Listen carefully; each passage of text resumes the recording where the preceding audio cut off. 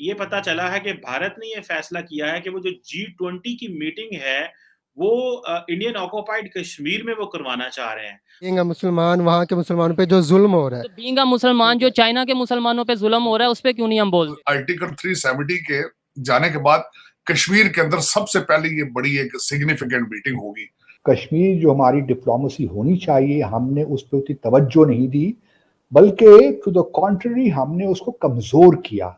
लेकिन उसके साथ साथ रिस्क भी बहुत ले रहे हैं, इसमें कोई शक नहीं है। 190 जो मीटिंग्स होनी है पूरे इंडिया में मिलाकर, उनमें से बहुत सारी मीटिंग्स और अहम तरीन मीटिंग्स उनको जम्मू कश्मीर में होस्ट किया जाएगा, मेज़बानी की जाएगी। हेलो दोस्तों, स्वागत है आपका हिंदी एनालिसिस में। भारत ने एक ऐसा मास्टर स्ट्रोक चला है जिससे पाकिस्तान ढेर हो गया है। अगले साल 2023 में होने वाला G20 समिट की कुछ मीटिंग जम्मू कश्मीर में होंगी। इतिहास में पहली बार G20 समिट भारत में हो रहा है। कश्मीर में मीटिंग से पाकिस्तान का जो प्रोपेगेंडा था वो उजागर होगा। जिस तरह से पाकिस्तान ने कश्मीर को लेकर पूरी दुनिया में झूठ फैलाया है, उसकी पोल खुलने का समय आ गया है। पाकिस्तान ने कश्मीर को लेकर हमेशा प्रोपेगेंडा किया है, यह दुनिया के सामने आना बहुत ज़रूरी है। कश्मीर में मीटिंग से पाकिस्तान का मुंह सूज गया है और उसने इन मीटिंग्स को गैरकानूनी बताया है। ये पता चला है कि भारत ने ये फैसला किया है कि वो जो G20 की मीटिंग है, वो इंडियन ऑक्युपाइड कश्मीर में वो करवाना चाह रहे हैं।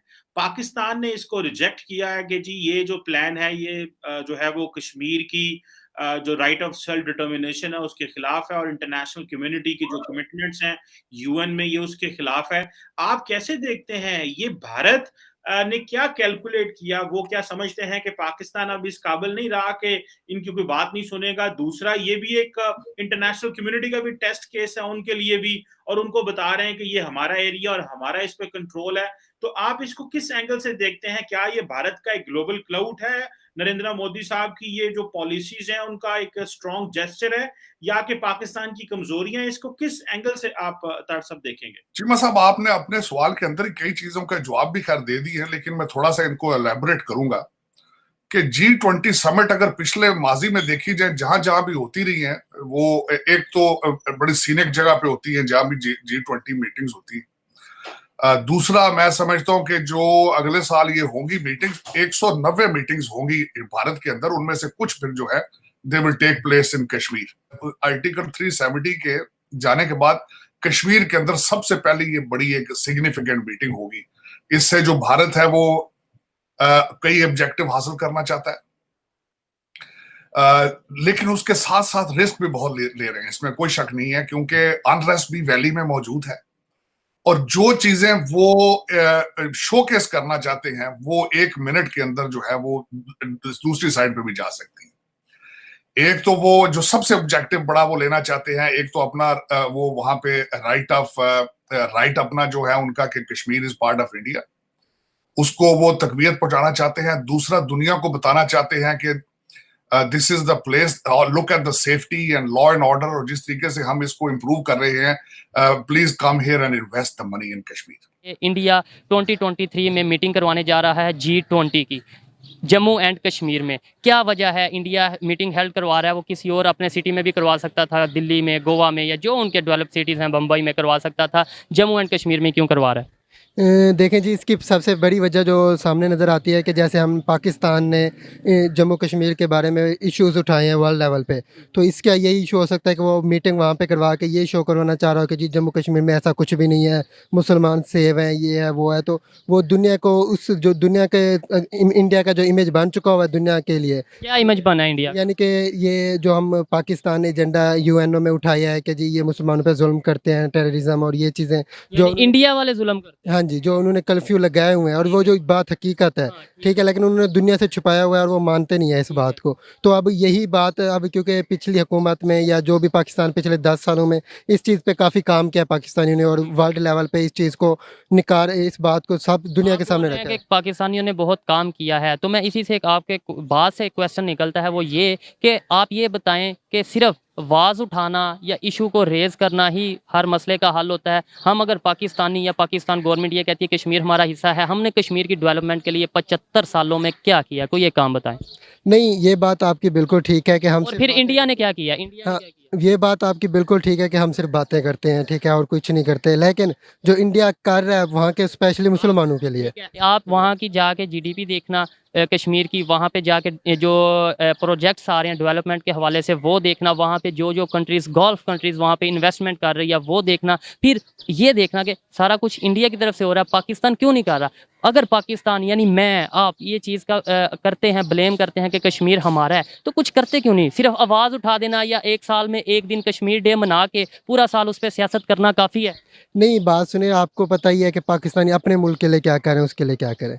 बात तो यही है ना कि फिर एक क्वेश्चन रेज कर रहा हूँ, वैसे क्वेश्चन रेज कर रहा हूँ, अगर अपने लिए नहीं हम कुछ कर पा रहे क्यों उधर पंगा ले रहे हैं भाई। तो वहाँ के, लेकिन जो ये बात भी तो हकीकत है कि बीइंग अ मुसलमान वहाँ के मुसलमानों पे जो जुल्म हो रहा है, तो बीइंग अ मुसलमान जो चाइना के मुसलमानों पे जुल्म हो रहा है उस पर क्यों नहीं हम बोलते। वहाँ पे जो इधर 120 दिन का 150 ठीक है दिन का कर्फ्यू लगता है, वहाँ नहीं लगता। वहाँ पे बंदे सीधा सीधा लटका दिए जाते हैं जो थोड़ा सा भी रियासत के खिलाफ बोलते हैं, जी आपको शायद पता जी, हो। मुझे पता है इस बात का भी, ठीक है। फिर आप वहाँ पे आज तक गवर्नमेंट की तरफ से, पाकिस्तान की गवर्नमेंट की तरफ से कभी चाइना के मुसलमानों के लिए कुछ आवाज़ उठाई गई है। वहाँ पे हम बीइंग अ मुस्लिम क्यों नहीं बन जाते। वहाँ फिर वही बात आ जाती है कि वो जी हमें फिर कर्जा देते हैं। तो ये फिर हमारी मुनाफकत नहीं है। बात ठीक है, आपकी बात ठीक है, मुनाफकत वाली बात भी आपकी ठीक है कि पाकिस्तान की सियासत जो आजकल चल रही है आपको पता है, ठीक है, सारा कुछ यही चल रहा है। ठीक है। ठीक है, अगर हम इस बात को लें कि क्या नाम है कि जी उसके लिए बोल रहे हैं उसके लिए नहीं बोल रहे, तो फिर बात ये है कि अगर हम उसके अगेंस्ट बोलेंगे चाइना को, तो कल को उसने भी हमारे लिए बंद कर देनी है सारी एड। ठीक है, यही वो बातें जो हैं दे ना, रहा यही बातें तो हैं कि जहाँ से हमें पैसा मिलता है हाँ जी, वहाँ पे हम मुसलमानियत, वहाँ पे हम मजहब भूल जाते बिल हैं। जहाँ से पैसा नहीं मिलता वहाँ पे हमें बींगा मुस्लिम बहुत याद आता है, हाँ जी। जो कि बुरी बात है।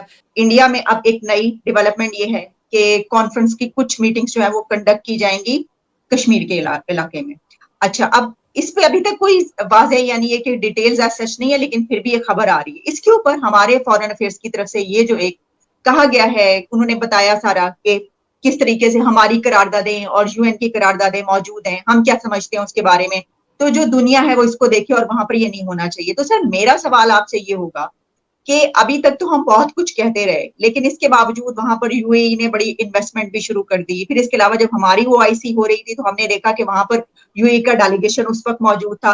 तो क्या आपको लगता है कि अभी तक तो बात नहीं सुनी गई, तो फिर ये कहने से कुछ फायदा होगा? ये सफारतकारी, पहले तो हमें ये समझ लेना चाहिए कि कोई इवेंट नहीं होता, ये एक प्रोसेस होता है। उस प्रोसेस में अगर आपकी सफारतकारी कमज़ोर है, आप सही मानों में अपनी जान उसमें नहीं लगा रहे, अपने रिसोर्सेज नहीं लगा रहे, तो फिर बहुत से इश्यूज हैं जिन पे आप कमज़ोर हो जाते हैं over the period of time. जहाँ तक जम्मू और कश्मीर के तनाज़े की बात है, हमने देखा है कि पिछले तकरीबन आप कह लीजिए 15-16 सालों से जो हमारी हिकमत अमली रही है या हमारा सफारतकारी रही है, उसमें बतदरीज कमज़ोरी आई है। और मैं आपको कई वाक़यात बता भी सकता हूँ, लेकिन चूँकि उसका वक्त नहीं है। लेकिन यही है कि हमने कश्मीर जो हमारी डिप्लोमेसी होनी चाहिए, हमने उस पर उतनी तवज्जो नहीं दी, बल्कि टू द कॉन्ट्ररी हमने उसको कमज़ोर किया। और आज अगर भारत की ये एक लिहाज से आप कह लीजिए कि हिम्मत भी हो गई है कि उसने 5 अगस्त 2019 के गैर आइनी गैर कानूनी इक़दाम लेकर आज अगर वो G20 समिट मकबूजा जम्मू और कश्मीर में कराने चला है, तो इससे बात बड़ी वाज़ेह हो जाती है कि हमारी कश्मीर डिप्लोमेसी वो जान ही नहीं है, दुनिया हमारी बात ही नहीं सुन रही। और ये भी याद रहे कि G20 में वो ममालिक हैं, मिसाल के तौर पर 3 तो OIC के ममालिक हैं, जिसमें सऊदी अरब है, इंडोनेशिया है और टर्की है। और टर्की और सऊदी अरब तो जो OIC का कॉन्टैक्ट ग्रुप है कश्मीर का, उनके मेंबर भी हैं। तो हमारे लिए तो ये बड़े, मैं समझता हूँ कि दुख की बात है कि ये ममालिक, ख़ास तौर पे ये 3 ममालिक उस समिट में जाएं मकबूजा जम्मू और कश्मीर में। इस वीडियो में कश्मीर के हवाले से एक इंतहाई अहम और डिस्टर्बिंग खबर मैं आपके साथ शेयर करूंगा। ये एक ऐसी डेवलपमेंट है जो मुमकिना तौर पर कश्मीर के मुतनाज़ा स्टेटस को हमेशा हमेशा के लिए ख़त्म कर देने की जानिब एक और बड़ा और अमली कदम है। 5 अगस्त 2019 को जो कदम उठाया गया था, जब आर्टिकल 370 को एब्रोगेट किया गया था, उसके बाद ये सबसे बड़ी डेवलपमेंट है जो कश्मीर में होने जा रही है। और आखिर वो क्या वजह है, इंडिया का इतना हौसला किस वजह से बना, हमारी क्या कमज़ोरी थी, इसके हवाले से भी बात करेंगे। लेकिन इस सारे मामले में ये जो डेवलपमेंट होने जा रही है मकबूजा जम्मू और कश्मीर में, इसके हवाले से इंडिया खुद क्या तबसरा कर रहा है, क्यों इंडियन मीडिया इसको एक मास्टर स्ट्रोक कह रहा है पाकिस्तान के खिलाफ, कश्मीर के हवाले से क्या इंपॉर्टेंट होने जा रहा है। आपको मैं आगाज़ में बता दूं कि अगले साल के लिए सदारत जो है G20 की जो ग्रुप ऑफ 20 है, इसकी सदारत इंडिया के पास होगी और इंडिया ने इसका सरबरा इजलास मुनक्किद करना है। इसकी जो समिट है उसको होल्ड किया जाएगा, उसको होस्ट करेगा इंडिया। लेकिन इसके लिए जो वेन्यू है, मुख्तलिफ वेन्यूज़ हैं, कुल मिलाकर 190 मीटिंग्स जो हैं वो इंडिया ने होस्ट करनी है। मनसूबाबंदी क्या की गई है, नरेंद्र मोदी ने ये जो चाल चली है, अगर ये कामयाब हो जाती है और पाकिस्तान इफ़ेक्टिवली डिप्लोमेटिकली इसको उठाकर सफारती सतह पर ममालिक के साथ उठाकर इस सारे मामले को ख़त्म नहीं करवाता, तो इसका इम्पैक्ट मसले कश्मीर के हवाले से क्या